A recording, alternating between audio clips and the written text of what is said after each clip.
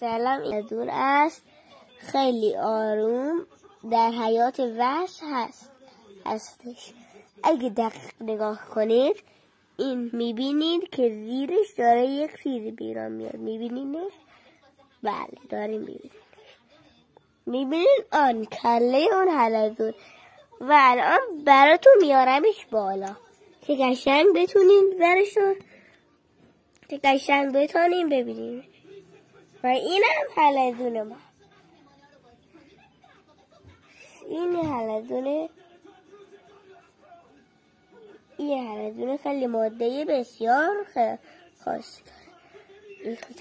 ولی متاسفانه دلش نمیخواید بیاید. این چشمایی که بهش نشون میده باید کجا بره. ببینینش و براتون میارم الان بالا و رو دستم میده.